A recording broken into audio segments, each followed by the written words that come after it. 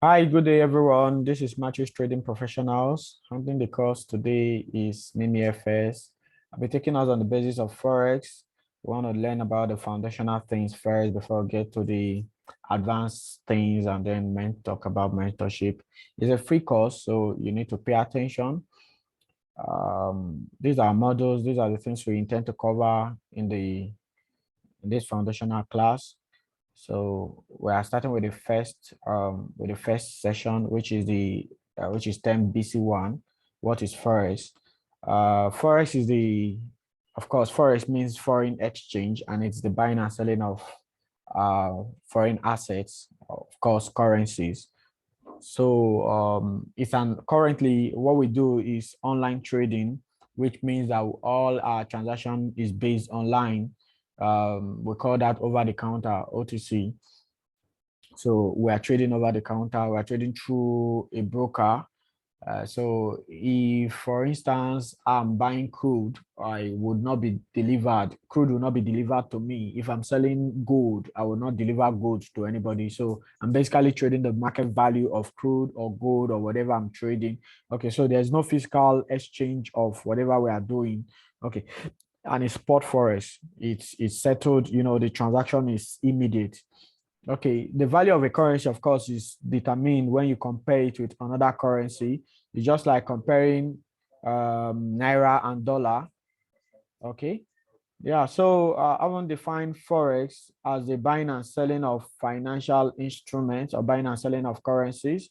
The history of forex, I will not really bore us with that, but it's important we know that forex is the largest financial market currently, and it's traded to the tune of over $5.3 trillion. And we have an estimation that by 2030, it can increase to as much as 7.3 trillion per day. So millions of small and large speculators, of course, banks as well participate in this market.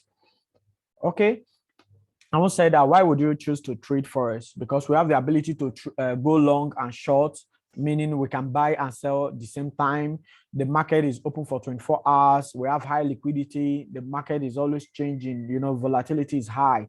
Right now, this is the price. Before the next minute, the market has another high price or low price, and as the case may be. And then average global trading.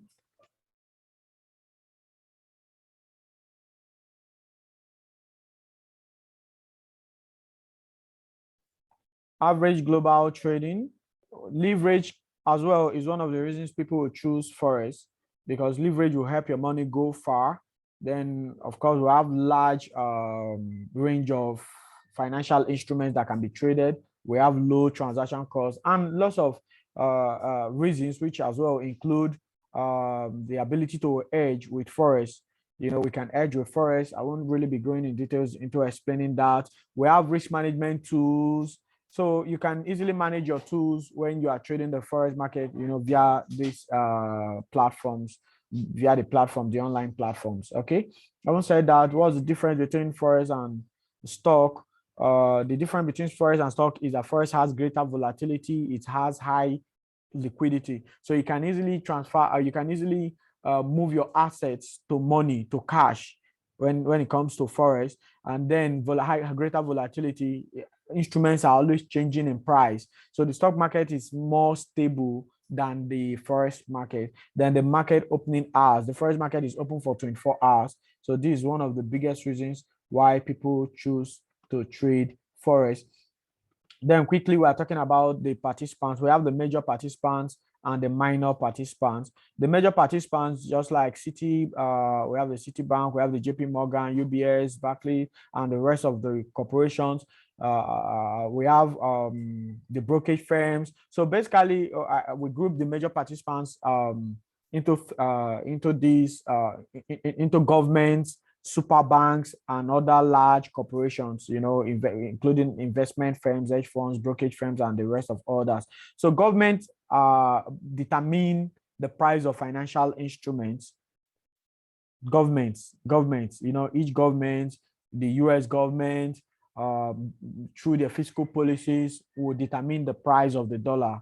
Then the central banks as well. The central banks of each country also have an influence in what the price of their currency would be like. So there are major participants in the game. Then super banks, like we have just mentioned, are also major participants in the game. So then we have other people, which include investment firms, hedge funds, and all that. But the minor participants are retail traders. You and I, all over the world, we don't determine the price of financial instruments because of our purchasing power. Our purchasing power cannot be compared with the purchasing power of the government or the purchasing power of the central bank and other super banks. So we actually trade in relatively small units.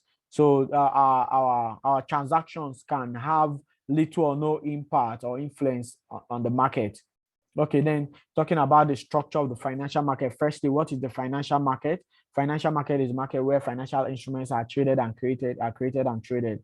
Okay, so we have the stock market, because now that's why I tried when we define Forex. We said Forex is the buying and selling of financial assets generally. Okay, but basically Forex has to do with currencies. But when we come to the online trading, which we do, we can trade stock, we can trade bond, we can trade commodities, we can trade derivatives, and for the forex market itself. Okay, of course, stock market is the market where we buy and sell shares of companies. We can, anywhere in the world you are, you can trade the Facebook shares, you can trade the Amazon shares, Zoom, and the rest of others. Then we have the bond market, we have the commodities like crude oil, natural gas, corn, meat, gold, and all that. So commodities is split into two: natural resources and agricultural products. They can be traded in these online platforms. And then we have the derivatives, trading the market value of an asset without having, a physical contact of it, without trading it, without exchanging it physically. That's the derivative market. And then we have the forex market itself, which has to do with currencies. Okay, so what is traded in the forex market? Basically, now we are talking about this slide tries to emphasize the previous slide. Okay, so we have the major currencies, the minor currencies, the exotic currencies. And then we have the spot metals, the indices, the commodities. In our next record, we'll expatiate more on currencies, on Forex. We'll talk more about the types of currencies, and we'll then try to talk about base and quote currency. So you should always know that anyone can actually be a participant in this market, regardless of your age, location, or whatever. Everyone can really trade. Okay, if for instance so that somehow, directly or indirectly, we are all participating in this market.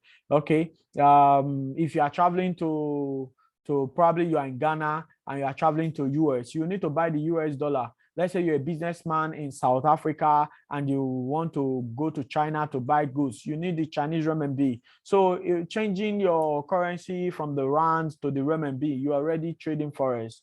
Okay, so we have the online and the offline. The online, for instance, in Nigeria, you have the bureau de change firms. Sometimes you come and you see their agents out there, but mostly the northerners. You see them outside, like in Lagos, Abuja, and most of the states. They tell you pounds, dollar, this, that. What basically they are doing is the offline forex. Okay, but right here, what we are introducing everyone to is the online forex. So you can buy and sell currencies online. Now, always have this at the back of your mind that anytime you buy something, you are definitely selling something. If you have a car now, you sold your money, you gave out the money for the car. If the car is worth 10 million naira, you gave the 10 million naira to the seller, and then he gave you the car. So, but basically we say, I want to go and buy this. That time, whenever you are going to buy something, you're also going to sell something. So simultaneously, whenever we run any transaction, we are doing both buy and sell the same time. So because someone will want to ask, how do I now make my profit when I buy or when I sell? When you are selling, you are buying. When you are buying, you are selling. So it's important that we understand that each time you place I'm trying to load the page. Okay, I'm there.